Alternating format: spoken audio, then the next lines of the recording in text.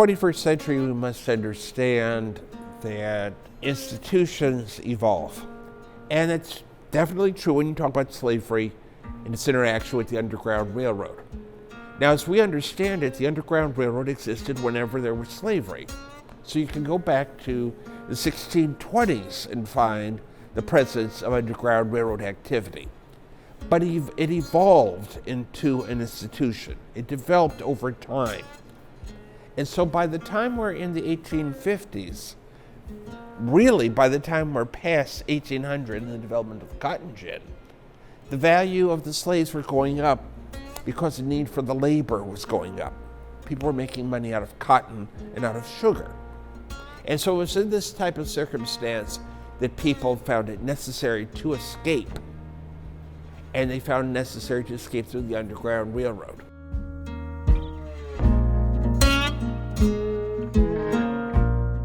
Here in Illinois, two parts of the state touch slave states.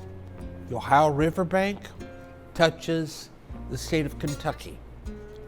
The Mississippi touches the state of Missouri. And both Kentucky and Missouri had slaves. The slaves in Kentucky and Missouri, generally speaking, came from Maryland and Virginia, places that grew tobacco.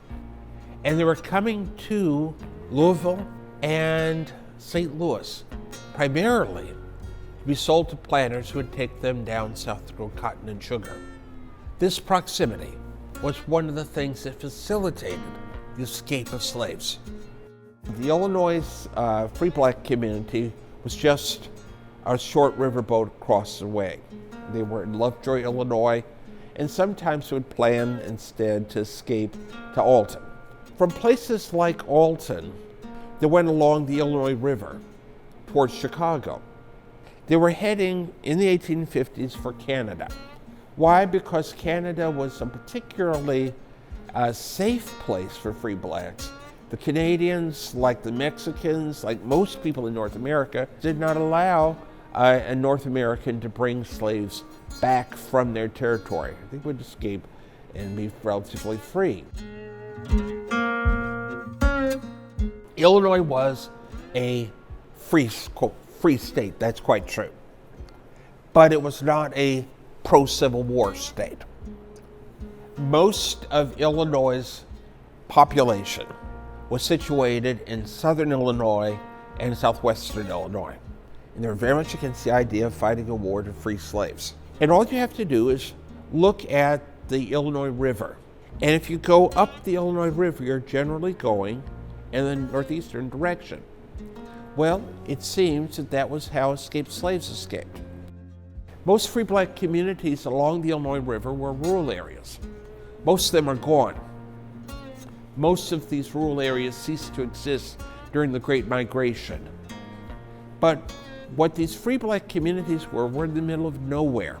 They were in the middle of swamps, woods, and they would come into these areas and they would live as free people, such as what existed in Pinot Colony near Edwardsville, Illinois.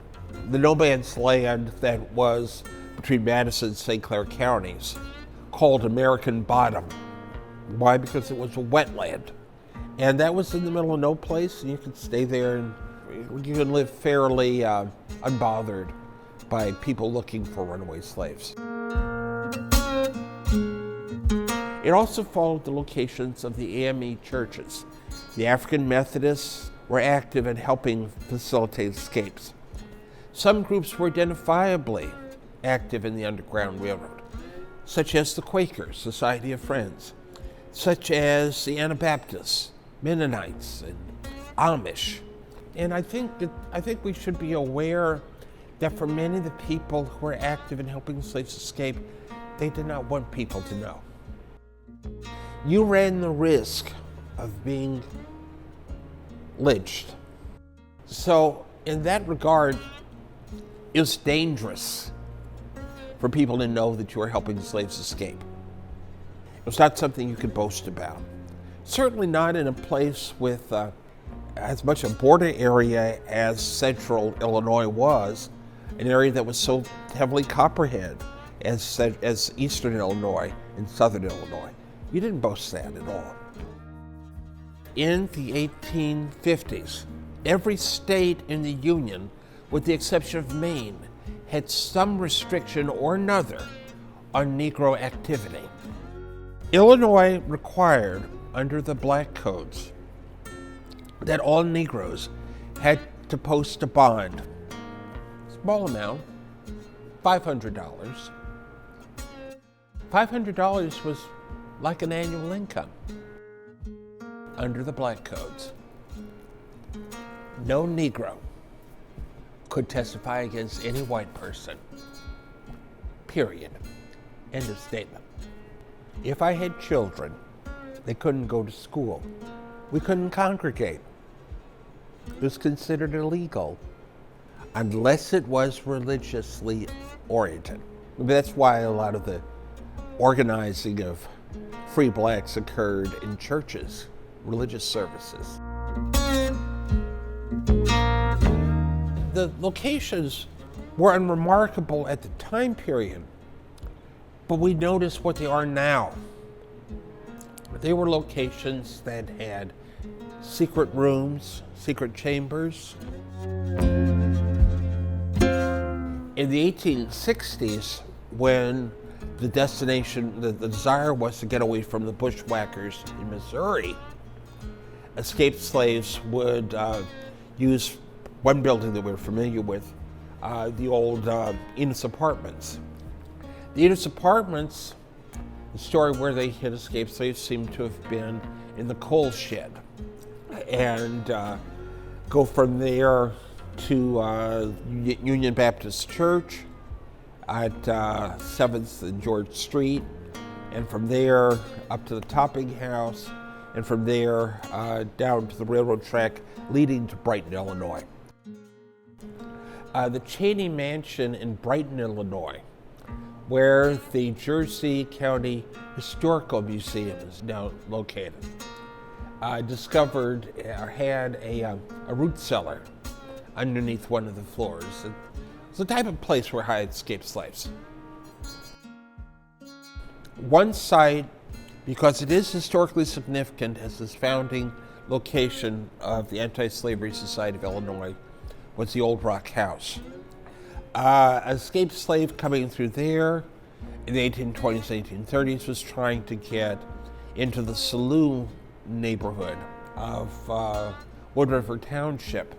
That saloon community connected with Wood Station, which is in Foster Township, and the Foster Township connection went up to Brighton.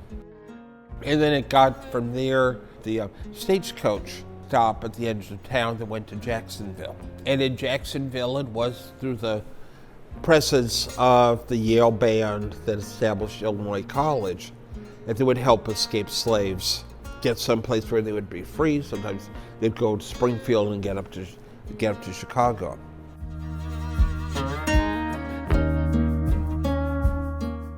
In most cases, the methods of identifying an Underground Railroad station house died with the conductor.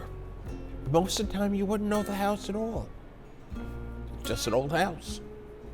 But it has stories within it.